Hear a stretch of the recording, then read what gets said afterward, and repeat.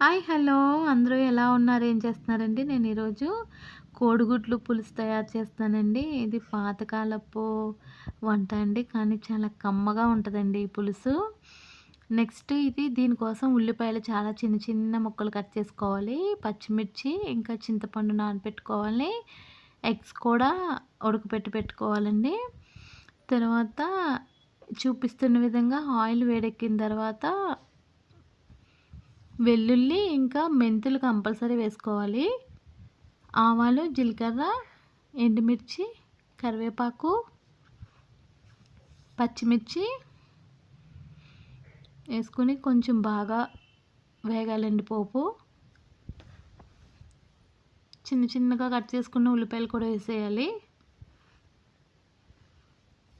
తర్వాత కొంచెం సాల్ట్ వేసి మూత పెట్టుకుంటే మగ్గిపోతాయండి. ఒక 2-3 మినిట్స్ మగ్గిన తర్వాత మళ్ళీ కొంచెం పసుపు, కారం వేసి మళ్ళీ ఒక 2-3 మినిట్స్ మగ్గించండి. తర్వాత మనకు టేస్ట్‌కి తగ్గట్టు చింతపండు రసం వేసుకొని ఎగ్స్ చిన్న చిన్న నాట్లు పెట్టుకొని ఎగ్స్ కూడా వేసేయాలండి. తర్వాత మనకి వాటర్ ఎక్కువ కావాలంటే ఎక్కువ వేసుకోండి. లేదు అంటే కొంచెం తక్కువ వేసుకొని చూపిస్తున్న విధంగా కొంచెం బెల్లం ముక్క కూడా వేయాలండి. అంతే.